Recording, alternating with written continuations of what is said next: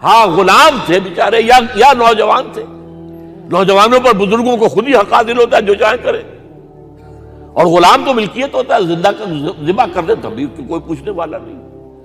تو جو بیت رہی تھی بلال پر، ابو فقیہ پر، زنیرہ پر، جو ان پر بیت رہی تھی، جو خباب پر بیت رہی تھی، جس طرح ہلاک کیا گیا ہے حضرت سمیہ کو، حضرت یاسر کو، یہ ساری تکلیفیں انہیں بھی تھی. لیکن کیا اس کا یہ بالواسطہ ایذا محمد کے لیے نہیں تھا صلی اللہ علیہ وسلم؟ آپ کے ساتھی، آپ کے جانثار. لیکن آپ ان سے بھی کیا کہیں، فصبروا فصبروا فصبروا. جب ابو جہل بدترین ٹارچر کر رہا تھا حضرت سمیہ اور حضرت یاسر کو رضی اللہ تعالی عنہما، آپ کے علم میں ہے کیسی کیسی ٹارچر کی ہے. جوان بیٹے کو باندھ دیا ایک ستون کے ساتھ، اس کی نگاہوں کے سامنے برہنہ کیا ہے ماں کو.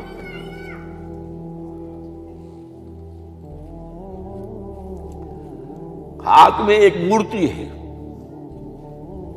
جب تنگ آ گیا، ستا کر تنگ کر کے مار مار کے حضرت سمیہ ٹس سے مس نہیں ہو رہی. کہتا ہے تم ایک دفعہ کہہ دو سمیہ کہ ہاں اس مورتی میں بھی کچھ ہے، میں تمہیں چھوڑ دوں گا. انہوں نے تھوک دیا، برچھا مارا ہے شرمگاہ کے اندر.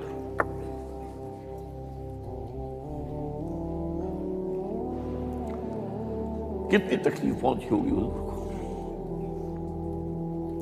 لیکن آپ گزر رہے، اصبروا یا آل یاسر فإن موعدکم الجنہ. اے یاسر کے گھر والوں صبر کرو، تمہارے استقبال کی تیاریاں ہو رہی ہیں جنت. یہ سیرت کوئی بناتا سناتا ہے، یہ سیرت. یاسر کے ساتھ کیا کیا ہے؟ 4 اونٹ نر سانڈ، اور ان کے ساتھ رسے باندھ کر ایک رسے سے ان کا ایک بازو باندھا، ایک سے دوسرا بازو، ایک سے ایک ٹانگ، دوسرے سے دوسری ٹانگ.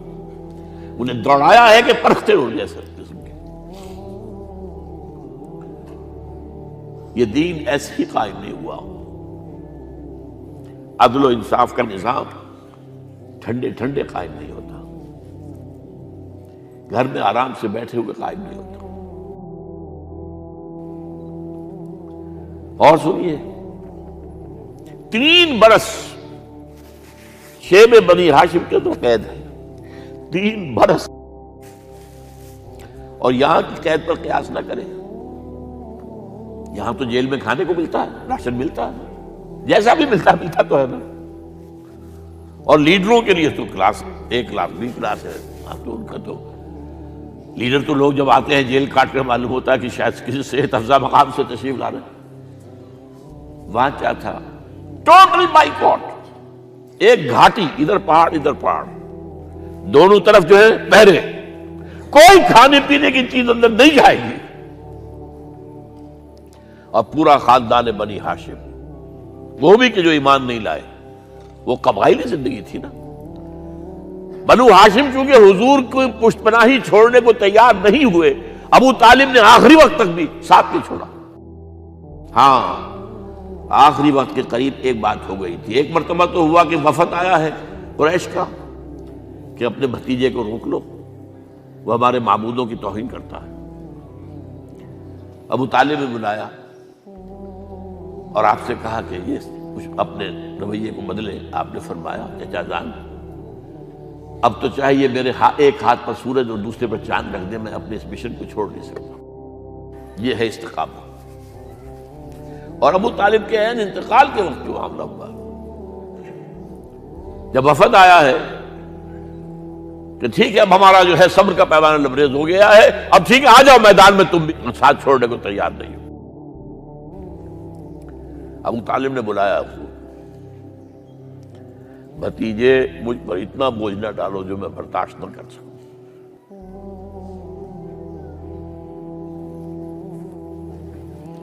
حضور کی آنکھوں میں آنسو آ گئے. چچا جان اب تو یا یہ بات بری ہوگی یا میں اپنے آپ کو ختم کر دوں، اسی میں ختم ہو جائے. بہرحال شیب بنی ہاشم میں 3 برس اس حال میں گزرے ہیں ٹوٹل بائیکاٹ، کوئی کھانے پینے کی نہیں۔ کچھ لوگ تھے شریف النفس، مثلا حکیم بن حزام تھے رضی اللہ تعالیٰ، اور بعد میں ایمان لے آئے۔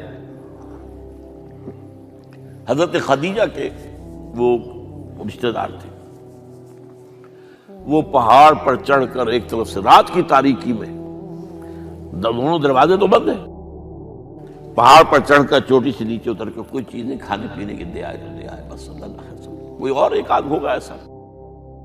یہاں تک نوبت آئی ہے کہ بنی ہاشم کے یہ پھول جیسے بچے معصوم بھوک سے بلبلا رہے ہیں، اور اس کے سوا کچھ نہیں ہے کہ سوکھے چمڑے ابال کر اس کا پانی ان کے حلق میں ٹپکا دیا جائے۔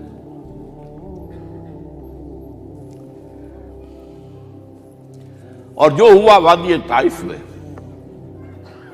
جب مکے والوں نے فیصلہ کر لیا کہ آپ قتل کر دو، ابو طالب بھی فوت ہو چکے ہیں، اب کوئی اندیشہ نہیں، کوئی خانہ جنگی شروع نہیں ہوگی،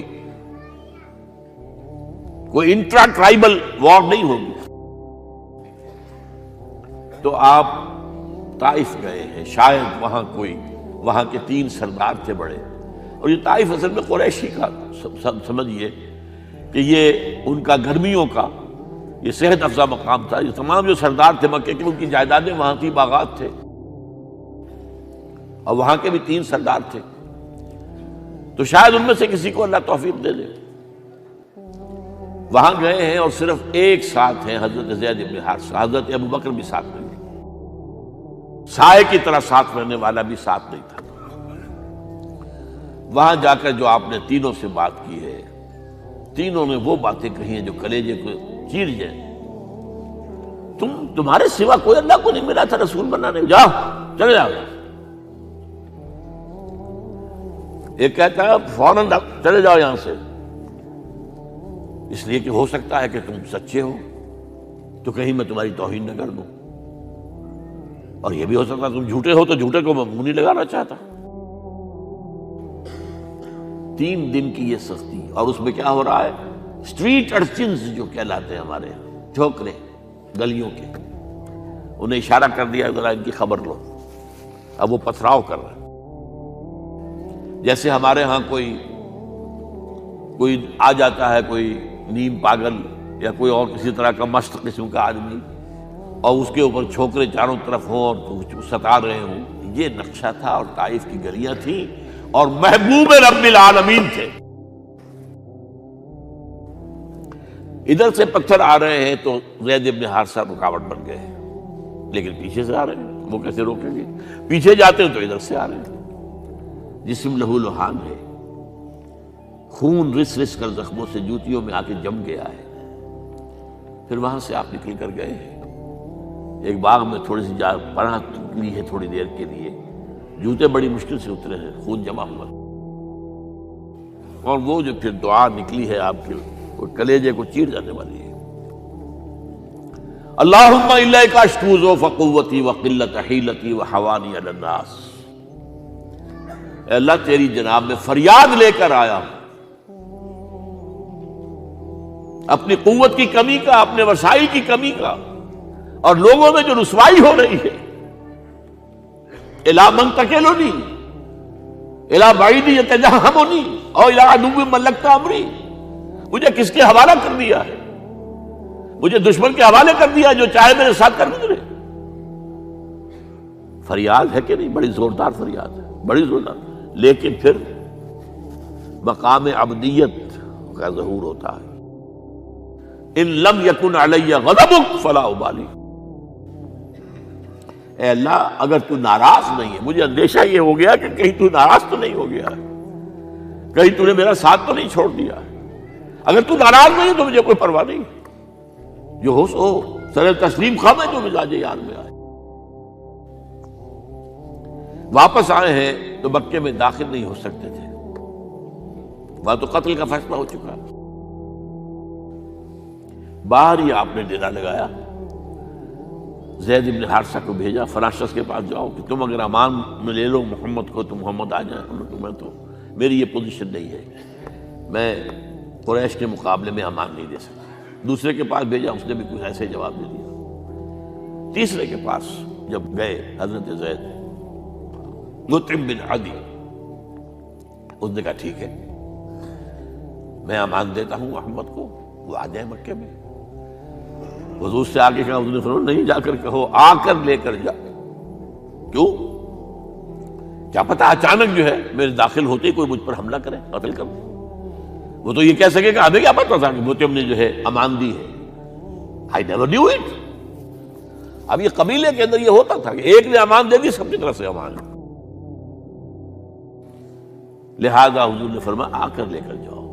وہ اپنے 6 بیٹوں کو ہتھیار سجا کر لے کر آیا ہے اور پھر لے کر گیا حضور کو، کہتا ہوا گزر رہا ہے راستے میں، لوگوں سن لو محمد میری امان میں ہے صلی اللہ علیہ وسلم۔ اس لیے آپ کو مکے کے اندر پھر 2-2.5 سال مزید رہنے کا موقع ملا ہے، اور اتنا بڑا احسان آپ نے مانا پھر موتیم بن عدی کا کہ غزوہ بدر میں جب 70 اسیر تھے قریش کے حضور کے پاس، تو آپ نے فرمایا تھا کہ اگر آج موتیم زندہ ہوتا اور وہ سفارش کرتا تو میں ان سب کو چھوڑ دیتا بغیر کسی فدیے کے۔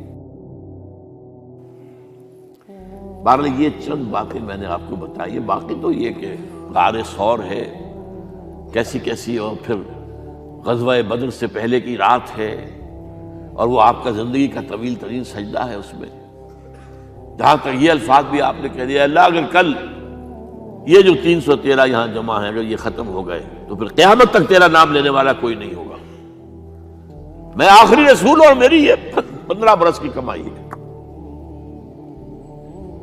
اس پر کہا حضرت ابوبکر نے، وہ پہرےدار کی حیثیت سے کھڑے تھے، کہ حسبک حسبک حضور بس کیجئے بس کیجئے۔ بہرحال بدر ہے، احد ہے، زخمی ہوئے ہیں، دندان مبارک شہید ہوئے ہیں، خون اتنا بہا ہے کہ بے ہوش ہو گئے ہیں، اور خبر اڑ گئی ہے کہ آپ شہید ہو گئے۔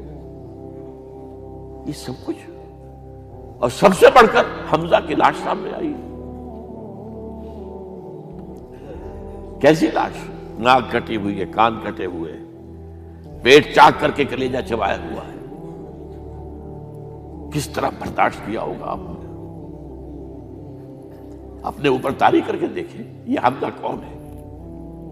چچا ہے، دودھ شریک بھائی ہے، خالہ داد بھائی ہے، ساتھ کا کھیلا ہوا ہمجولی ہے، اور اس کی لاش ہے۔ جو قلب اطہر پر بیت رہی تھی وہ مدینے میں آ کر ایک بڑا ماحول بدلا ہوا تھا، تب وہ بات سامنے آ گئی۔ جب آپ مدینے واپس تشریف لائے ہیں تو ظاہر بات ہے کہ زیادہ انصار کے لوگ تھے جو شہید ہوئے تھے۔ بدر میں مہاجرین تو میرے خیال ہے 1/4 تھے نمبر کے اندر، 3/4 تو انصاری تھے۔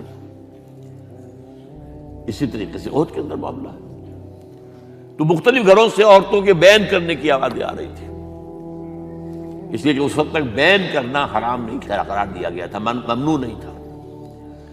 آوازیں سن کر حضور کی زبان مبارک سے نکل گیا، اما حمزہ فلا بواکی لہو، ہائے حمزہ کے لیے تو کوئی رونے والی بھی نہیں ہے۔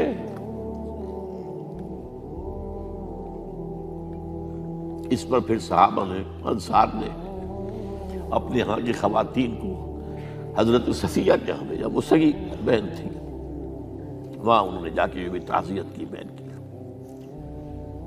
غزوہ احزاب کا آپ نے سن لیا، اسوہ رسول پر نہ معلوم کیا کیا باتیں چیز لوگوں میں مشہور ہو گئی ہیں۔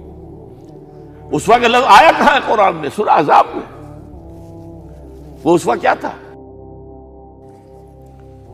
جب خندق کھودنے کا فیصلہ ہوا ہے تو خندق کھود رہی ہے، حضور بھی لگے ہوئے ہیں، بھاری بھاری پتھر اٹھا کر کندھے پر لا کر باہر پھینک رہے ہیں، پتھریلی زمین تھی، ایک پتھر کسی سے ٹوٹا نہیں تھا، تو حضور نے جو ہے 3 دفعہ جو اس کے اوپر ضرب لگائی تب ٹوٹا ہے۔ لیکن یہ کہ کئی دن کے فاقے ہو چکے تھے، کھانے کو کچھ نہیں، پورا محاصرہ تھا، 12,000 کا لشکر گھیرے ہوئے، یہاں تک کہ آپ کو معلوم ہے کہ گھروں کے اندر بیت الخلا تو نہیں ہوتے، باہر جاتے تھے قضاء، اس کا کوئی امکان نہیں۔ شدید ترین آزمائش جو ہوئی ہے اس کا نتیجہ ایک طرف یہ نکلا کہ منافقین کا نفاق ان کی زبانوں پر آ گیا۔ قرآن مجید میں ہے یہ انہی آیات میں، ما وعدنا اللہ ورسولہ الا غرورا، ہمیں تو اللہ اور اس کے رسول نے دھوکہ دے کے مروا دیا۔ ہم سے کہا تھا کہ قیصر و کسریٰ کے خزانے تمہارے قدموں میں آئیں گے، اور حال یہ ہے کہ اب رفع حاجت کے لیے باہر نہیں جا سکتے، کھانے کو کچھ نہیں۔ اس وقت کچھ صحابہ آئے ہیں حضور صلی اللہ علیہ وسلم سے، دیکھیے فاقے سے کمر دوہری ہوئی جا رہی ہے، ہم نے اپنے پیٹوں پر پتھر باندھے ہوئے، چادروں کے ساتھ پتھروں کسا ہوا تاکہ کمر سیدھی رہے۔ حضور نے اپنا کرتا مبارک اٹھا کر دکھایا، 2 پتھر بنے ہوئے۔ یہ ہے اسوہ، یہ ہے آپ کی سنت، آپ کا اسوہ حسنہ۔ لیکن اس اسوہ حسنہ سے فائدہ کون اٹھا سکتا ہے؟ لقد کان لکم فی رسول اللہ اسوۃ حسنۃ لمن کان یرجو اللہ والیوم الآخر وذکر اللہ کثیرا۔ اسوہ تو اپنی جگہ ہے، قرآن میں ہدایت سب کے لیے، ھدی للناس، لیکن فائدہ اٹھائیں گے صرف متقین، ھدی للمتقین ہے سب کے لیے، اسوہ سب کے لیے ہے، لیکن استفادہ وہی کر سکے گا جو 3 شرطیں پوری کرے: اللہ اور یوم آخر پر ایمان، اور اللہ کا ذکر کثرت کے ساتھ کرے۔ بہرحال یہ میں نے آپ کے سامنے اس حوالے سے رکھا ہے، یہ اسوہ جو ہے حضور کا، یہ ہم پر اتمام حجت ہے۔ دیکھیے نوٹ کیجئے، پوری نوع انسانی پر اتمام حجت، اسلام کا نظام عدل اجتماعی جو قائم کر کے دکھا دیا، حجت قائم، اسے انگریزی میں کہتے ہیں اٹس ڈویبل، کیا جا سکتا ہے، یہ کام ہو سکتا ہے، اس لیے کہ زمین پر قدم بقدم چل کر یہ انقلاب آیا، محنت سے آیا، مشقت سے آیا، ایثار سے آیا، قربانیوں سے آیا، تکلیفیں جھیل کر آیا، صبر و مصابرت سے آیا، استقامت و مقاومت سے آیا۔ یہاں پر معجزوں کی کار فرمائی نہ ہونے کے برابر ہے۔ یہاں دھوپ سے بچانے کے لیے کوئی اللہ نے صاحبان نہیں دیا، ظل اللہ علیکم الغمام، اور بھوک سے بچانے کے لیے من و سلوہ نازل نہیں ہوئے۔ غزوہ تبوک میں ایسا بھی ہوا ہے کہ 3 مجاہدین کا 24 گھنٹے کا راشن ایک کھجور، ایک نے منہ میں رکھی، کچھ چوس لی، کچھ گلوکوز چلا گیا اس میں سے، دوسرے کو دے دی، اس نے چوس لی، پھر تیسرے کو دے دی۔ من و سلوہ نازل نہیں ہوئے۔ محنت، مشقت، ایثار، قربانی، صبر، مصابرت، استقامت، مقاومت، یہ ہے اسوہ رسول۔